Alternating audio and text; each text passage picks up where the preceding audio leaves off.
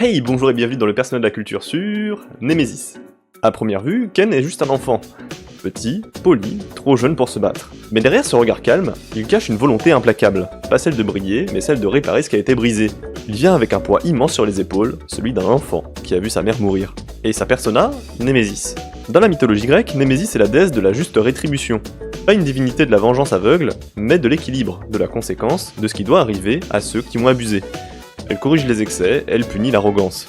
Et c'est exactement ce que ressent Ken, une colère froide, propre, silencieuse. Pas un cri, un jugement. Son design est assez parlant, Némésis est armé, rigide, presque divin. Comme un glaive qui ne tremble pas. Elle reflète ce que Ken veut être, maître de lui-même, intransigeant et implacable. Il a peur de sa propre fragilité, alors il s'enferme dans une justice qui ne laisse pas place au doute.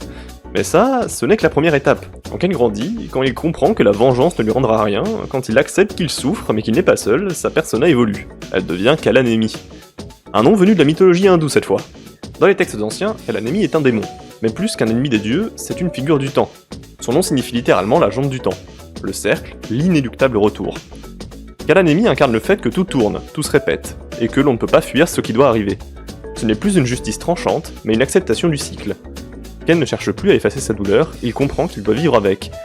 Kalanémi symbolise cette transition, du châtiment à la lucidité, de l'obsession au pardon. Visuellement, la persona est plus calme, plus sobre, moins guerrière, plus énigmatique, elle ne frappe pas, elle observe, elle sait, elle veille. C'est l'image d'un enfant qui ne cherche plus à punir, mais à ne pas reproduire. Un garçon qui a fait la paix avec lui-même sans oublier ce qu'il a perdu. Ken Hamada, c'est la douleur d'un enfant figé dans le temps, mais c'est aussi la force de celui qui décide d'avancer, pas pour oublier, mais pour que personne d'autre n'ait à traverser ça seul.